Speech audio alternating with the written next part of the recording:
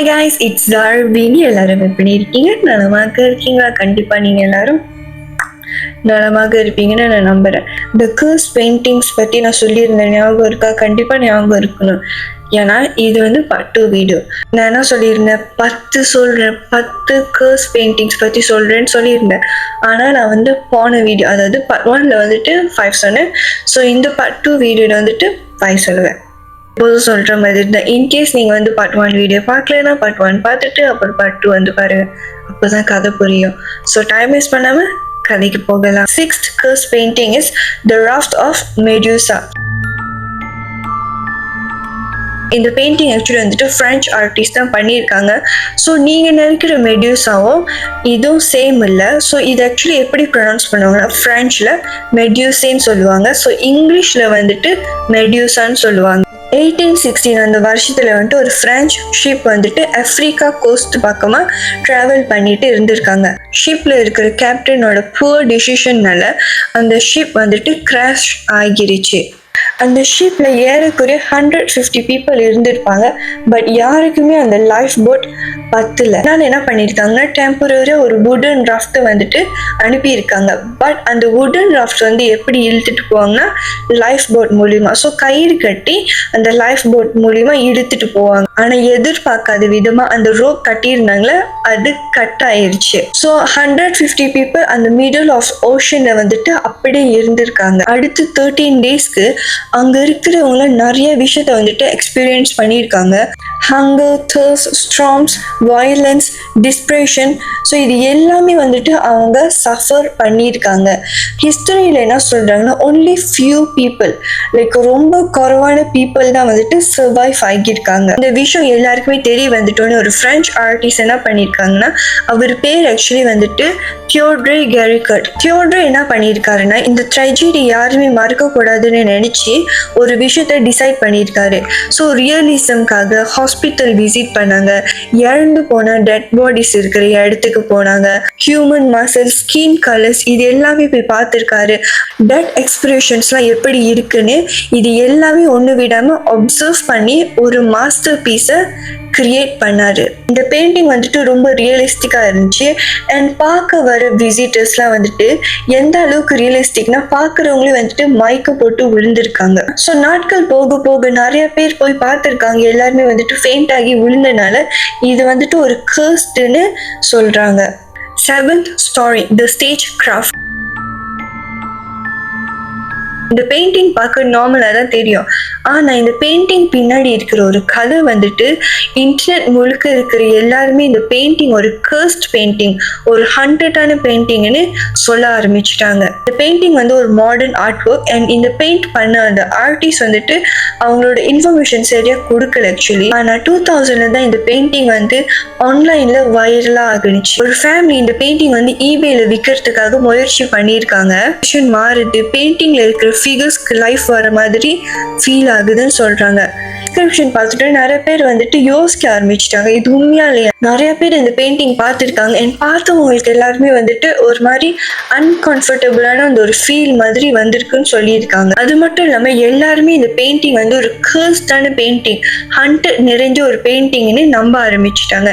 And இப்போ வரைக்கும் அந்த பெயிண்டிங் எல்லாருமே அப்படிதான் நம்புறாங்க. Painting number 8, love letters replica. சில பெயிண்டிங்ஸ் பயத்தை கிரியேட் பண்ணும். ஆனா ஒரு சில பெயிண்டிங்ஸ்லாம் வந்துட்டு ஒரு மாதிரி நம்மள பார்த்தோடு அது ஒரு வினோதமான ஃபீல் கூடயும் கொடுக்க ஆரம்பிக்கும்.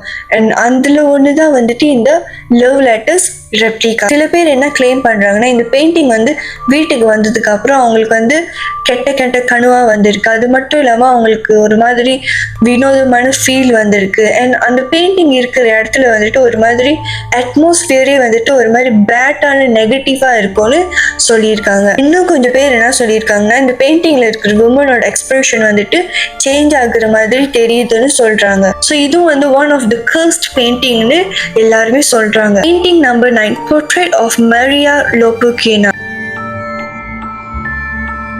பெயிண்டிங் வந்துட்டு இன்டர்நெட் ஸ்டாரி இல்லை, பட் இது வந்து ஹிஸ்டரிக்கல்ல நடந்த ஒரு விஷயம், ஹிஸ்டரிக்கல்ல சம்மந்தப்பட்ட ஒரு பெயிண்ட். 1797 அந்த வருஷத்துல ஒரு ரஷ்யன் ஆர்டிஸ்ட் இருந்திருக்காரு. அவர் பேர் வந்துட்டு விளாடிமிர் ப்ரோவோவாஸ்கி.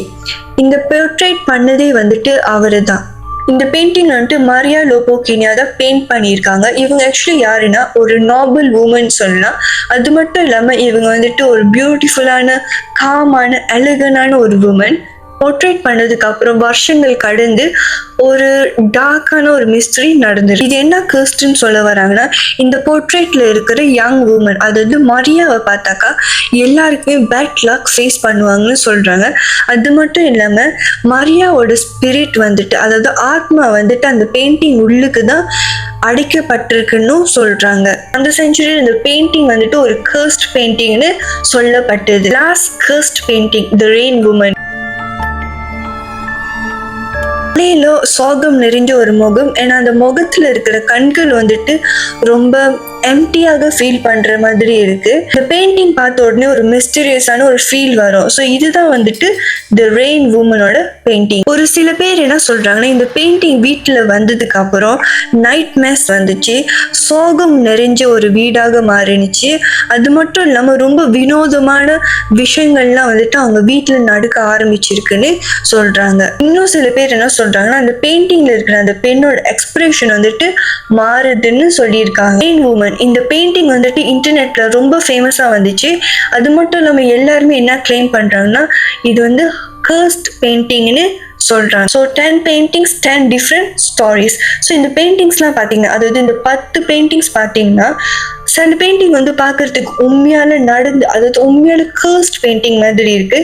அண்ட் சில பெயிண்டிங் பார்க்கறதுக்கு இது உண்மையால கர்ஸ்டானு யோசிக்க தோணுது. ஆக்சுவலி பெயிண்டிங்ஸ் இருக்குல்ல, இதுல சில பெயிண்டிங்ஸ் வந்துட்டு ஹிஸ்டரியில சம்மந்தப்பட்டு இருக்கு, அண்ட் சில பெயிண்டிங்ஸ் வந்துட்டு இன்டர்நெட்ல சம்மந்தப்பட்ட பெயிண்டிங்ஸா இருக்கு. விச் மீன்ஸ் இந்த 10 பெயிண்டிங்ஸும் கர்ஸ்ட்னு டேக் கொடுத்த பெயிண்டிங்ஸ். எல்லாருக்குமே ஒரே விஷயம் தான் தோணுது. என்னதுன்னா, இந்த ஒரு பெயிண்டிங்கை ஜஸ்ட் கலர் பெயிண்ட், லைக் கலர்ல பெயிண்ட் பண்ண ஒரு விஷயம், பட் இது தவிர்த்து இதுல நிறைய விஷயங்கள்லாம் அடங்கி இருக்குமா? இந்த கேள்விக்கு ஆன்சர் நம்மளுக்கு தெரியாது.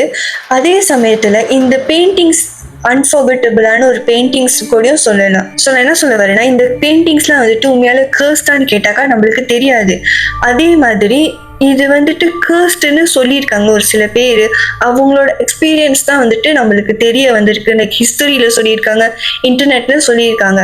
ஸோ கைஸ், நான் சொன்ன மாதிரி 10 கர்ஸ்ட் பெயிண்டிங்ஸ் பற்றி நான் சொல்லிட்டேன்.